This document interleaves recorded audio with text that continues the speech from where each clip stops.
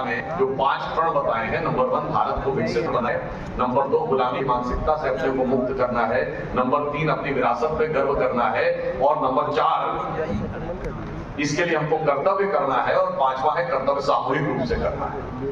तो ये गुलामी की मानसिकता की सारी बातों को छोड़ना होगा। विकसित भारत का लक्ष्य 1 नेशन 1 इलेक्शन के द्वारा होगा, 1 इलेक्शन के द्वारा होगा, और गुलामी की मानसिकता जब छूटेगी तो 1 नेशन क्या है यह समझ में आएगा। उसके लिए मैं आपको याद दिलाना चाहता हूं, इसी संदर्भ में हम लोग जब बच्चे थे, राजीव गांधी जी के जमाने में, शायद जो पुराने लोगों को याद होगा, टीवी के ऊपर ऐड चलता था। ऐड के बाद एक शेर सुनाया जाता था, सरजमीने हिंद पर अक़वाम आलम के फिराक काफिले बसते गए हिंदुस्तान बनता गया। तो कोई सराय थे कि काफिले बसते गए हिंदुस्तान बनता गया ना। ये हमारा नेशन ये नहीं था।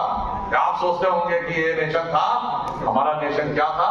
आपकी इसी काशी की धरती के बहुत बड़े कवि हुए जयशंकर प्रसाद जी, उन्होंने जो अपनी कविता लिखी उसका पहला छंद पढ़िए, वो भारत का नेशन था। ये उसका उसमें स्पष्ट उल्लेख है कि हिमालय के आंगन में प्रथम उसे किरणों का दे उपहार, उषा ने हंस अभिनंदन किया और पहनाया हीरक हार।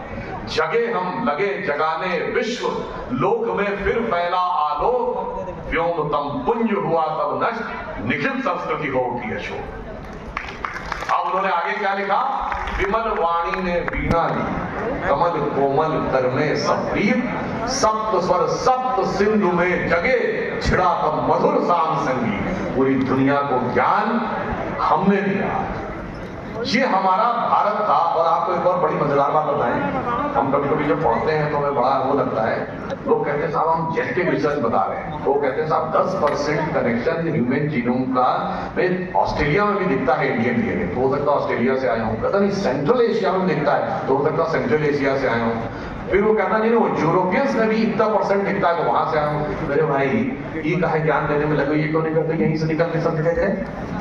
अब अगर तुमसे पूछा जाता है कि वो अफ्रीका से निकल के और यूरोप से निकल के भारत ही क्यों आए? नहीं, यहाँ पर क्लाइमेट थोड़ी ज्यादा अच्छी थी ना, यहाँ उतनी ठंडक थी ना उतनी गर्मी थी, नदियां बहुत थी, उपजाऊ था, इसलिए यहाँ के सेटल हुए। तो मेरे भाई इसका उल्टा क्यों नहीं सोचते हो?